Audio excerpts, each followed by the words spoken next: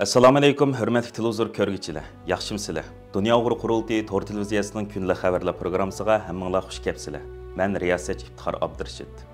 Bugun dushanba. Hurmatli ko'rmanlar, tövanda diqqatinglar kunlik xabarlar programmamizning tafsilotida bo'lsin. Amerika bilan Yevropa ittifoqi 11-sentabr qo'shin bayonot e'lon qilib, Xitoyni BDT kishilik huquq oliy kengashi bilan hamkorlashishga, uning Uyg'urlar haqidagi tavsiyalarga amal qilishga va xohlagancha tutqun qilingan barliq tutqunlarni qo'yib berishga chaqirgan. Qo'shin bayonotda mundaq deyilgan: har ikki taraf Xitoyning kishilik huquq dafsanchiligi, jumladan Tibet va Xinjiang bo'lgan yer shariga diqqatni kuchaytirishi va buningga qarata keskin tadbirlarni ilish zarurligini e'tirof qiladi. Ular yana Xitoyning BDT kishilik huquq oliy komissari ishxonasi bilan unumli hamkorlik qilib berishi, jumladan BDTning Xinjiangdagi kishilik huquq vaziyatiga doir baholash dokladida o'ttirib qo'yilgan tavsiyalarni ijro qilishi, shundaqla xalqaro kishilik huquq mexanizmi bilan unumli hamkorlik qilib berishning zarurligini alohida ta'kidlaydi. Bayonot yana Amerika bilan Yevropa ittifoqining Xitoyda nahaq va xohlagancha tutqun qilingan nurg'un delillarga alohida diqqat qildiganligi, Xitoyni nahaq va xohlagancha tutqun qilingan barliq kishilarni darhol qo'yib berishga chaqirdiganligi, shuningdek Xitoyning chegara halqagan bostirishiga qarshi hamkorlik ilib bordiganligi ta'kidlangan. Dunyo Uyg'ur qurultayining bayonotchisi va qurultay xalqaro ishlar direktori Zumrat Erkin bu munosabat bilan istansimiz qilgan so'zida Amerika bilan Yevropa ittifoqining mazkur qo'shin bayonotini olqishlaydiganligini, ammo buning yetarli emasligini, Uyg'ur irqiy qirg'inchiligini to'sib qilish uchun Amerika va Yevropa ittifoqining Xitoyga qarshi yanada kuchli va keskin jazo hem embargo tədbirlərini yolu qoyuşunu ümid qıldıqanlığını ifadə qildi. 9-sentabr başlanğan və növbətdə davam qılıyatqan BDT kishilik huquq kengashining 57-ci qatımlıq yığınının Xitoyning Uyg'urlar ustidan yurgizayotgan insoniyat qarshi jinoyatlardan hisob so'rash uchun obdan bir fursat ekanligini ta'kidlab o'tgan Zumrat Erkin, Birlashgan Davlatlar Tashkiloti kishilik huquq oliy komissarligi tarafidan Uyg'ur vaziyati haqida e'lon qilingan dokladda o'ttirib qo'yilgan tavsiyalarga amal qilish to'g'risida Oliy komissar Volker Türk hem kishilik huquq kengashiga a'zo davlatlarning Xitoy qaratgan besimini yanama oshirishni orzu qildiganligini bildirdi. Dunyo Uyg'ur qurultayining o'rinlashtirishi bilan 14-sentabr kuni qurultayning Myunxen shahridagi madaniyat markazida Uyg'ur adib va shoir Tahir Hamid Izgilning o'z kechirmishlari asosida yozgan va Davr jurnal tarafidan 2023-yildagi eng nodir 100 kitobning biri bo'lib baholangan Kechida tutqun qilinishni kutish Uyg'ur shoirining Uyg'ur irqiy qirg'inchilik haqidagi aslimasi nomli kitobining Uyg'urcha asl nusxasining nashr qilinganligi munosabati bilan shoir Tahir Hamid Izgilning bevosita qatnashishida suhbat yig'ini o'tkazildi.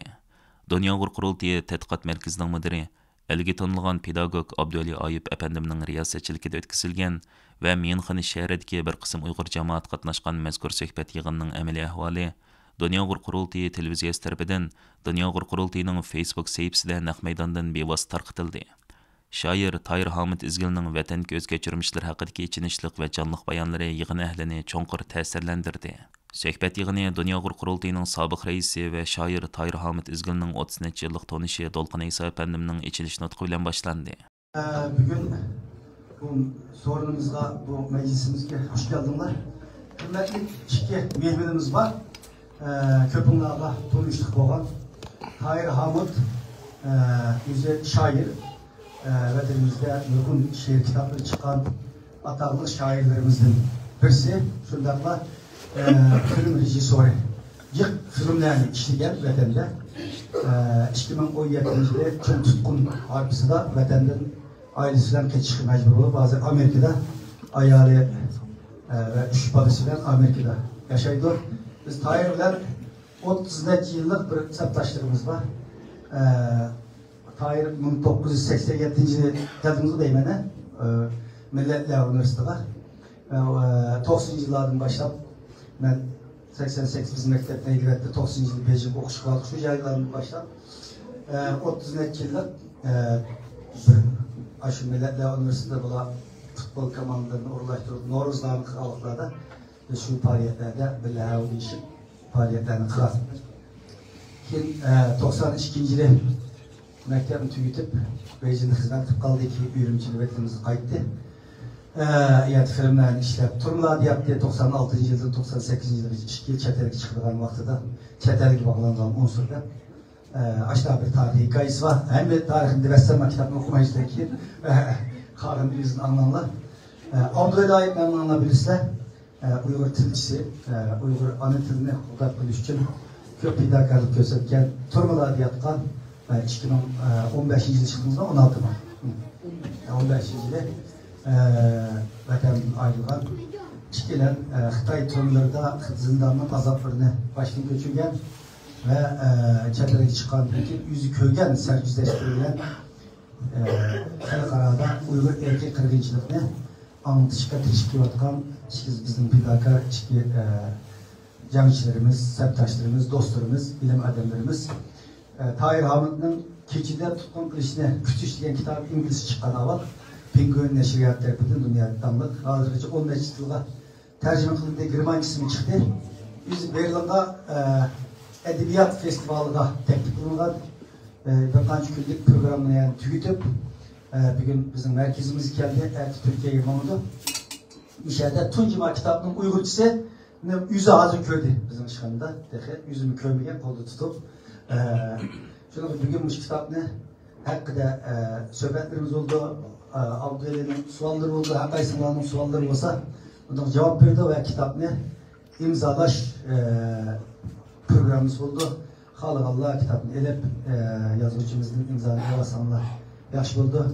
Şunu bugün hem de bir kısım yurttaşlarımız asla kelip qala bizde Uygurlaşına devamlı keçip bildiren adet hem yerde var, bizim Germaniyadan var. Çünkü Germaniyada Uygurlar tipik Uygurların yürümesi. Şunga merhamet ondan sonra söz seklerim.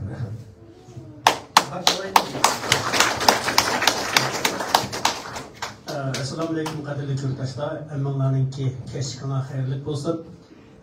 Bu Tahir Kam'ınki kecha tutqun qilishni kutish degan kitobinki inglizcasi chiqqandan keyin qarindoshlarning uyg'urchasini ona tilida yozilgan nusxasini o'qisak degan bir orzusi bor. Shuning asosan Tahir Kamni oxiri qoyil qilib uni uyg'urchasini chiqargan bo'ldik. Tunji qatam uyg'urchasini ko'rgan dunyoda uyg'urlar sizlar bo'ldinglar.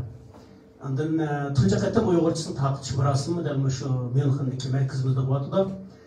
Oldu bilen Tahir Kam'dan sual soruşuna başlayıp kessem, Tahir Kam nemi için bu Germaniye geldiniz, qanday faaliyetlerini kılıvatsınız? Assalamu alaikum. Anılar ben kızılmışılar.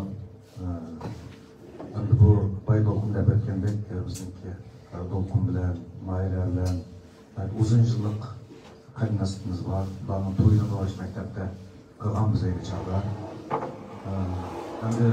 Bu Myunxendeki Uyghur cemaatinin bu nayt yaxşı bilime, Uyghur davasınınki, bizninki kuruşimizin en aldığın sebede nayt inaq, nayt cengvar halı tutulan bir cemaat. Şuna biyat boğulundan, misalen kuruşkinimden şundan hoş oldum.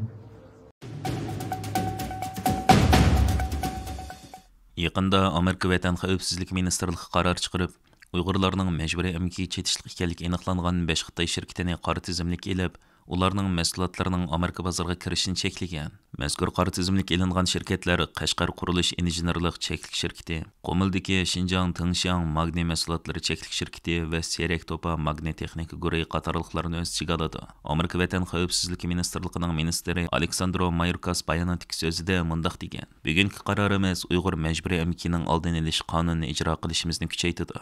Shundaqla mas'uliyatchanlik bilan tijorat qilayotgan shirkatlarning tirishchanligini qo'llaganlik bo'lib hisoblanadi.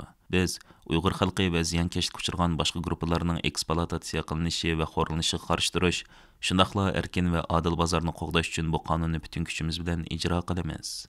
Uyg'ur majburiy emgakining bekor qilinishi uchun 2021-yili 6-oyda ijro qilinishga boshlagan Uyg'ur majburiy emgakining oldini olish qonuni izchil turda Xitoyning paxta, kiyim-kechak, dehqonchilik, quyosh energiyasi, ximiyalik buyumlar, batareya, oila elektr saymonlari, tokliq avtomobil va yemeklik sohalaridagi shirkatlar ishlab chiqargan mahsulotlarni qattiq tekshirib, Uyg'ur majburiy emgakka chetilganlarni Amerika bozoriga kirishdan cheklab kelmoqda.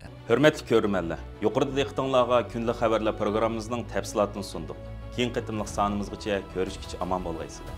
Stansiyamizning YouTube kanaliga a'zo bo'lishni unutmang. Xayr xo'sh.